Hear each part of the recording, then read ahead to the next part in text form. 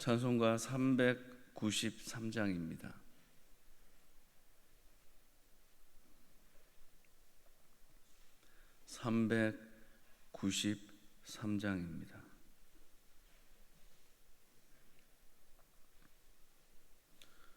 오 신실하신 주 내 아버지여, 늘 함께 계시니 두려움 없네. 그 사랑 면찮고 날 지키시며, 어제나 오늘이 한결같네. 오 신실하신 주, 오 신실하신 주, 날마다 자비를 베푸시며 일용할 모든 것 내려주시니,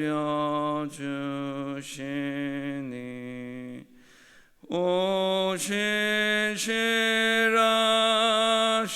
주 나의 구주, 봄철과 또 여름 가을과 겨울, 해와 달 별들도 다 주의 것, 만물이 주 영광 드러내도다.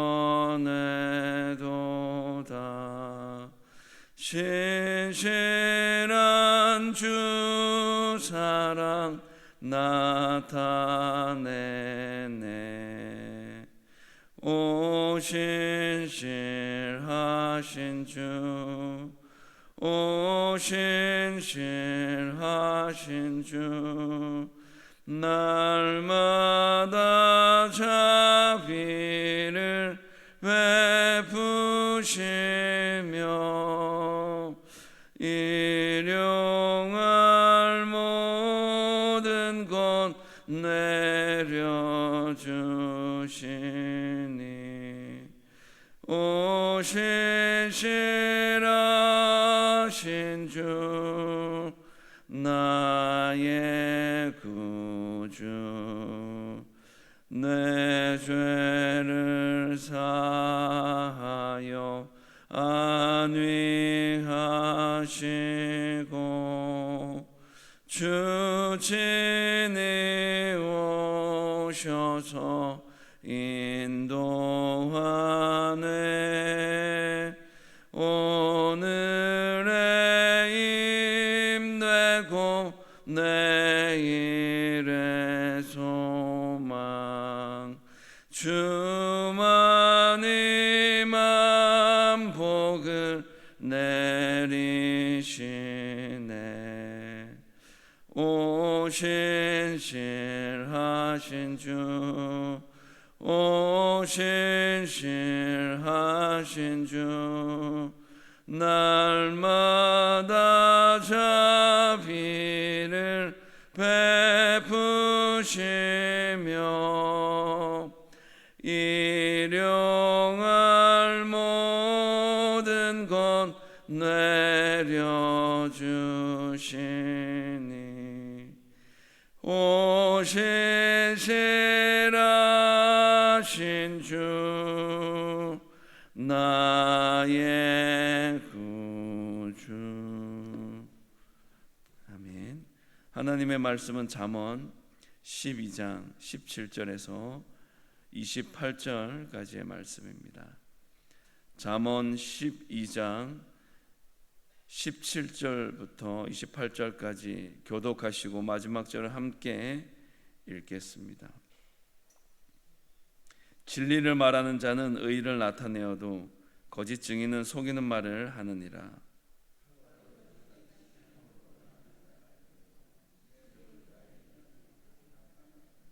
진실한 입술은 영원히 보존되거니와 거짓 혀는 잠시 동안만 있을 뿐이니라.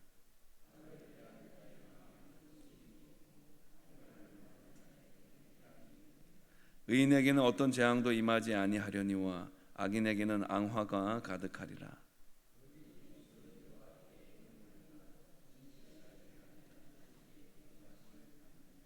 슬기로운 자는 지식을 감추어도 미련한 자의 마음은 미련한 것을 전파하느니라.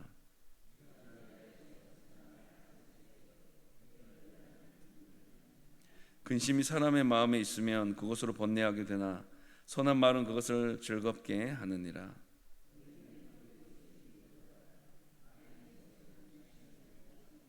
게으른 자는 그 잡을 것도 사냥하지 아니하나니 사람의 부귀는 부지런한 것이니라. 공의로운 길에 생명이 있나니 그 길에는 사망이 없느니라. 아멘. 우리가 몸이 아프게 되면 우리 몸에 여러 증상이 나타나게 됩니다. 우리가 흔하게 경험할 수 있는 감기, 요즘에 또 독감이 유행하는데 이 감기를 예로 들면 열이 나고 또 기침이 나고 콧물이 나오는 그런 증상이 있습니다. 몸에 나타나는 증상의 근본적인 원인은 바이러스입니다. 그때 병의 원인인 바이러스를 물리치면 그 증상은 사라지고 몸은 자연스럽게 회복이 되어집니다. 신앙생활도 이것과 다르지 않습니다. 우리가 영적으로 병들었을 때 원인을 치료하면 증상도 사라집니다. 잠언은 우리의 인생을 치료하는 양약과 같은 것입니다. 그래서 오늘 본문에서는 지혜로운 말과 부지런함에 대해서 우리에게 소개하고 있습니다. 17절로 19절 말씀 우리 함께 읽겠습니다. 진리를 말하는 자는 의를 나타내어도 거짓 증인은 속이는 말을 하느니라. 칼로 찌름같이 함부로 말하는 자가 있거니와 지혜로운 자의 혀는 양약과 같으니라. 진실한 입술은 영원히 보존되거니와 거짓 혀는 잠시 동안만 있을 뿐이니라. 아멘. 구원의 길에는 진실한 말이 있습니다. 생명과 사망이 공존할 수 없는 것처럼 진실과 거짓도 함께 할 수 없습니다. 따라서 생명길을 걷는 사람은 다른 사람을 속이는 거짓 증인이 되지도 말아야 하고 될 수도 없습니다. 우리는 다른 사람에게 피해를 주거나 자신의 이득을 위해 거짓 증언을 하지 말고 오직 진실만을 말해야 할 것들에 대해서 17절에서 우리에게 말씀하고 있습니다. 이 땅에서도 마찬가지입니다. 우리가 재판을 받게 되어서 재판정의 판사 앞에서 거짓말을 하면 위증이라는 벌을 받게 됩니다. 하물며 하늘의 재판관이신 하나님 앞에서 우리가 거짓 증언을 한다면, 잘못된 말을 한다면 어떠한 심판과 벌을 받게 되겠습니까? 거짓말은 또 다른 거짓말을 낳고 그러다 보면 얼마 가지 않아 다 탄로나게 될 것이다 라고 19절에서 말씀하고 있습니다. 사랑하는 성도 여러분, 그래서 우리는 한마디 말을 하더라도 신중하게 진실과 진심을 담아 말해야 하는 것입니다. 말은 상처를 주는 칼이 될 수도 있습니다. 그리고 이 말 한마디가 상처를 치료하는 약이 될 수도 있습니다. 그래서 우리가 함부로 말해서도 안 되고 특히 잘못된 검증되지 않는 다른 말, 거짓말은 더욱 우리가 멀리해야 할 필요가 있는 것입니다. 거짓말은 어떤 경우에도 한순간만 통할 뿐입니다. 계속 통하지 않습니다. 한계가 있습니다. 하지만 정직하고 진실한 말은 시간이 지나면 지날수록 더 강력한 힘을 발휘한다는 사실을 잊지 않았으면 좋겠습니다. 그러니 공의로우신 하나님을 늘 의식하셨으면 좋겠습니다.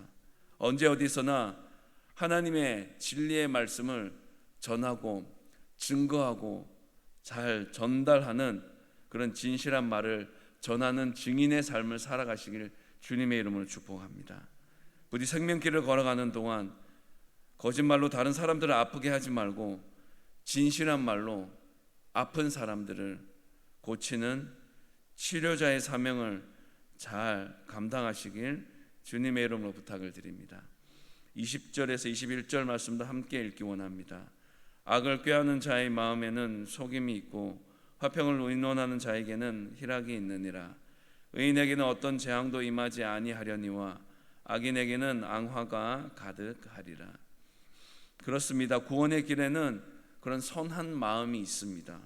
생명의 길을 걷는 자는 다른 사람의 유익과 공동체의 평안과 평화를 위해 좋은 일, 선한 일을 계획합니다. 하지만 사망의 길을 걷는 자는 자신의 유익과 만족을 위해서만 계획하고 생각하고 고민할 뿐입니다. 무엇을 생각하는지에 따라 우리의 마음과 삶이 달라질 수 있습니다.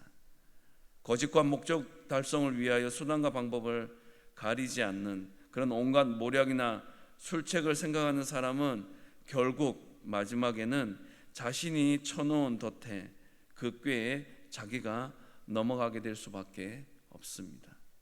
하지만 평화를 생각하는 사람은 그로 인해 기쁨을 누리고 하나님이 보호하여 주시고 그 재앙과 화를 면할 수 있도록 건져내어 주시는 그런 하나님의 손길을 경험하고 체험할 수가 있게 되는 것입니다. 희락은 화평을 의논하는 사람의 어떤 정서적인 수학, 결과물을 옮겨 쓴 것입니다. 공동체 내의 조정과 평화를 도모한 사람들이 이 희락, 진정한 주님이 주시는 기쁨을 누릴 수 있다는 사실은 분명한 것입니다. 지금 내 마음이 어떤 생각으로 가득한지, 어떤 고민을 하고 있는지, 어떤 마음을 결단하고 있는지를 뒤돌아보는 시간들을 가져보시면 좋겠습니다. 21절에 보면 의인과 악인이 대조되고 있습니다. 불의한 자에게 재앙이 가득하리라고 강조합니다. 그에게 미치는 악은 사실상 그의 안에 존재한다라고 말씀하고 있습니다. 그리고 악인에게 닥치는 재난이나 재앙은 그의 숙명이자 비참한 운명이 될 수밖에 없다라고 말씀하고 있습니다. 반면에 진리는 하나님 나라에서만 찾고 나타날 수 있는 것이다 말씀하고 있습니다. 이 땅에서 의인에게 일어나는 모든 것은 우리가 합력하여 선을 이루어갈 수 있도록 우리 한 사람 한 사람을 연결하는 역할을 하게 될 것이다라고 말씀하고 있는 것입니다. 사랑하는 여러분, 자신의 마음을 지키지 않고 방치하는 자는 결국 죄악된 본성에 이끌려 많은 재앙을 겪다가 질고를 겪다가 끝내 영적인 사망에 이르고 말게 될 것이다라는 그 사실을 분명히 기억하고 그런 죄악된 길에 서지 않고 선한 일, 의인된 삶을 살아갈 수 있게 되길 주님의 이름으로 부탁을 드립니다. 22절, 23절도 함께 읽었으면 좋겠습니다. 거짓 입술은 여호와께 미움을 받아도 진실하게 행하는 자는 그의 기뻐하심을 받느니라. 슬기로운 자는 지식을 감추어도 미련한 자의 마음은 미련한 것을 전파하느니라. 사람의 마음에 있는 것은 입을 통해 말로 나옵니다. 그리고 그 말은 결국 행동으로 이어집니다. 따라서 진실하게 행하기 위해서는 거짓 입술을 바로 잡아야 합니다. 이 거짓 입술을 바로 잡기 위해서는 그 악한 마음을 바로 잡아야 합니다. 우리는 본성상 하나님과 이웃을 미워하는 마음을 가지고 있습니다. 그래서 그런 하나님과 이웃을 미워하는 그 마음을 정리하고 내려놓고 뿌리치고 주님께 우리의 마음을, 이웃에게 우리의 마음을 쏟아내 놓아야 하는 그런 모습을 가져야 하는 것입니다. 사랑하는 여러분, 하나님은 거짓을 미워하십니다. 거짓을 생산해내는 입술도 미워하십니다. 우리 하나님은 진실하십니다. 거룩하신 분이시기 때문에 이런 악한 말, 거짓된 말, 공동체를 흐트러 놓는 말, 그렇게 교회의 질서를 어지럽히는 그런 말을 주님은 너무나 싫어하시고 미워하신다라는 것입니다. 잠언은 하나님이 무엇을 미워하시며 무엇을 기뻐하시는지를 우리에게 잘 알려줍니다. 거짓 입술은 하나님께 미움을 받지만 진실하게 행하는 자는 하나님이 기뻐하신다고 말씀하십니다. 그러므로 우리는 진실하게 행동할 필요가 있습니다. 우리의 인생길에서 거짓의 길과 진실함의 길 중 하나를 선택해야 할 때 우리는 늘 항상 한결같이 진실함의 편에 서야 합니다. 하나님께 미움의 대상이 아니라 기쁨의 대상이 되기를 주님의 이름으로 축복합니다. 모든 것을 다 말할 필요는 없습니다. 내가 잘못 알고 있을 수도 있고 상황이나 사람에 따라 비밀을 유지해야 할 때가 있기 때문입니다. 눈치 없이 할 말, 안 할 말을 다 해서는 안 됩니다. 분명하게 알 때까지 기다리면서 침묵할 때인지 말해야 할 때인지도 잘 분별해야 하는 지혜가 우리에게는 매 순간 필요합니다. 그러니 시도 때도 없이 충동적으로 아무 생각이나 드러내며 자기 마음대로 행하지 말고 좀 더 깊이 생각하며 신중하게 하나님의 뜻대로 행하는 하나님의 사람이 되기를 주님의 이름으로 축복합니다. 이를 위해 우리의 마음이 하나님의 마음과 합하여 선한 마음이 되게 해달라고 간절히 기도하시면 좋겠습니다. 날마다 마음을 지키기 위해 더욱 노력하기를 주님의 이름으로 축복합니다. 24절에서 26절 말씀은 제가 읽어드리겠습니다. 부지런한 자의 손은 사람을 다스리게 되어도 게으른 자는 부림을 받느니라. 근심이 사람의 마음에 있으면 그것으로 번뇌하게 되나 선한 말은 그것을 즐겁게 하느니라. 의인은 그 이웃의 인도자가 되나 악인의 소행은 자신을 미혹하느니라. 분명한 사실은 하나님이 쓰시는 사람은 부지런한 사람입니다. 많은 사람을 부리며 영향력 있는 인생으로 쓰임받기를 원하신다면 하나님께 쓰임받는 그런 사람이 되셨으면 좋겠습니다.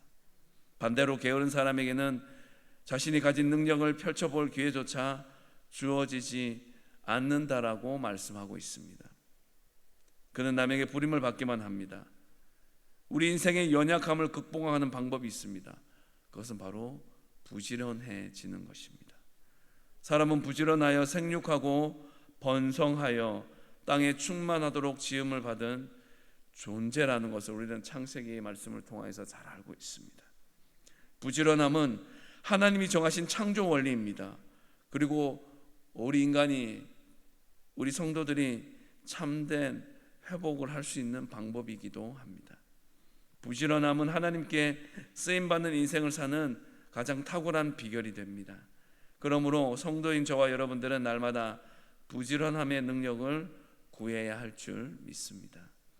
25절에서는 마음의 근심과 선한 말의 결과인 우울함과 즐거움을 대조적으로 설명합니다. 사람을 좌절시키고 힘들게 하는 것은 무엇보다 자신의 마음에 자리 잡은 근심과 상처와 아픔입니다. 그러나 선한 말은 상대방에게 위로를 주고 그 사람을 즐겁게 해줍니다.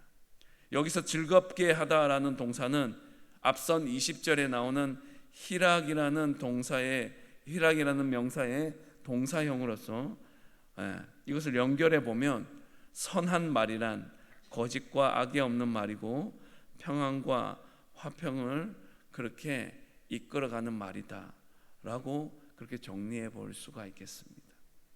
다스리는 자가 되면 어려운 이웃들에게 격려의 말, 그리고 그들에게 실제적인 필요를 채워주면서 그들에게 즐거움도 선사할 수 있다라는 것으로 이해하시면 좋겠습니다.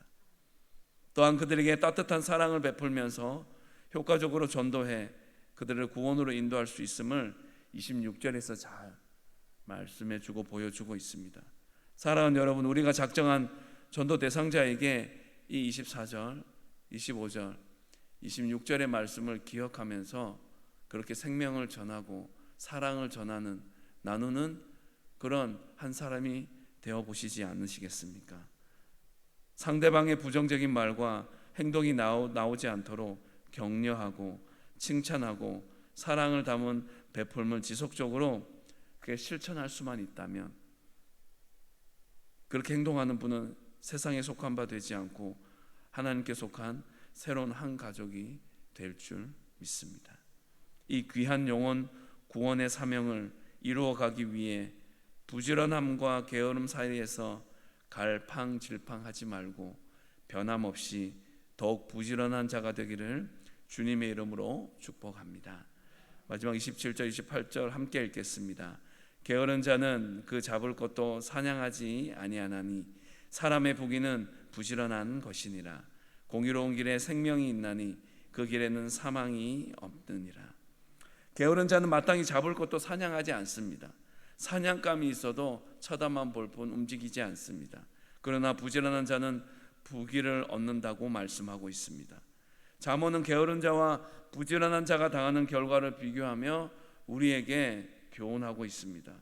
부지런한 자가 받는 복은 부지런한 성품 그 자체입니다. 부지런한 성품이 곧 사람이 누리는 가장 귀한 그런 복이 될 수가 있다라고 말씀합니다. 그러므로 저와 여러분들은 부지런한 성품을 늘 매 순간 구했으면 좋겠습니다. 사람이 게으르지 않고 부지런하면 인생의 어떤 험한 길도 헤쳐나갈 수 있습니다. 그래서 세상적인 열심도 중요하지만 우리 믿는 사람들에게 더욱 필요하고 요구되는 그런 성품이나 자질은 바로 믿음의 열심을 내고 그렇게 믿음의 부지런함을 가지며 생명을 살리는 그 귀한 사명을 감당해 나가는 것, 이런 부지런함의 능력으로 모든 문제와 어려움들을 헤쳐나가고 이겨나가며 하나님의 나라와 의를 구함으로 말미암아 이 모든 것을 우리에게 도와여 주시는 마태복음 6장 33절의 말씀의 은혜가 저와 여러분의 삶의 자리 가운데 그렇게 사라지는 역사가 있게 되길 주님의 이름으로 축복합니다. 오늘 본문 28절은 의인이 걸어가게 될 길에 대한 특징을 소개하고 있습니다. 참된 생명은 의로운 길에 있습니다.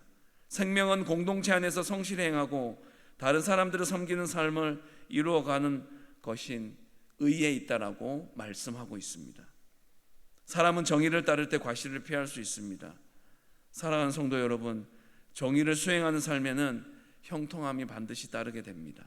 그러므로 의인된 삶을 살아가는 저와 여러분들은 죄의 형벌인 죽음을 두려워할 필요가 없다는 사실을 명심하시기 바랍니다. 사람은 한번 태어난 이상 죽음은 피할 길이 없습니다. 하지만 그 죽음을 어떻게 맞이하고 준비할 것인가 참 중요한 것인데, 의인된 삶을 살아가게 되면 이 죽음조차도 우리에게는 유익이 될 수가 있는 것입니다. 의인은 지혜로운 자입니다. 자기만이 아니라 이웃까지도 인도할 수 있는 능력이 있습니다. 더구나 그가 인도하는 길은 사망이 없습니다. 오로지 생명이 있습니다. 자신과 다른 사람에게도 유익을 주는 길입니다. 여기에서 이 길이 의미하는 것은 삶에서 선택하고 추구하고 있는 방향을 의미하고 있는 것입니다. 오늘의 말씀을 통해서 좌로나 우로나 치우치지 말고 믿음의 길을, 올바른 길을 올곧게 걸어가시길 주님의 이름으로 축복합니다. 기도하겠습니다. 주님, 우리가 하는 말 중에 허물이 있는 말은 공동체의 덫이나 함정과도 같은 말임을 기억하고 이런 잘못을 범하는 자의 모습에 서지 않게 하옵소서. 의인은 입술의 열매로서 자신과 다른 이들에게 유익을 끼친다는 사실을 명심하게 하옵소서. 속을 끓이는 사건이 일어났을 때 지혜로운 사람은 자신을 절제하지만 현명하지 못한 사람은 서심없이 자신의 미련함을 드러내기에 바쁩니다. 자기의 마음과 감정을 거침없이 드러내는 어리석은 대화가 되지 않고 절제하고 겸손함으로 지혜의 미덕과 유익을 자연스럽게 말과 표정과 행동으로 나타내는 자의 모습에만 서게 하옵소서. 거짓 증인이 말하는 것은 속임수일 뿐입니다. 반면에 진실의 혼을 불어넣는 자는 의를 나타내며 살아가게 됨을 그렇게 기억하며 놓치지 않고 살아가게 하여 주십시오.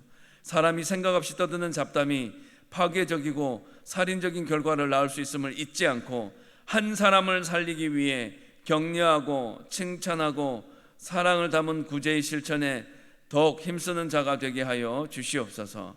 우리는 매 순간 말을 고르게 하고 다툼과 위험한 충돌이 일어나는 상황 가운데서도 화해를 추구하는 일에 힘쓰게 하옵소서.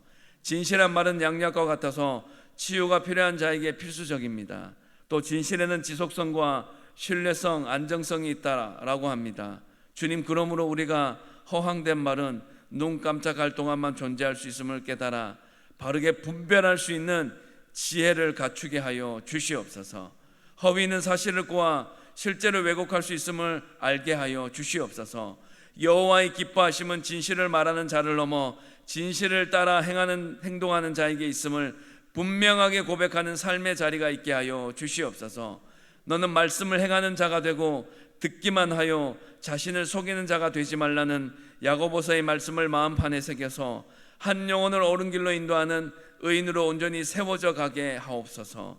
육신의 연약함으로 지금도 병마와 씨름하는 성도들을 기억하여 주시고 여호와 하나님의 전인적인 치유의 손길이 환우들에게 충만히 임하여서 치유되고 회복되는 은혜 베풀어 주옵소서. 마음이 상하거나 자녀의 진로 및 취업의 문제로 고민하는 가정을 기억하여 주셔서 하나님의 방법대로 형통한 능력의 손길이 세상의 문제로 씨름하는 모든 성도들에게 해결과 결정이라는 이름으로 정리되는 긍휼을 베풀어 주옵소서.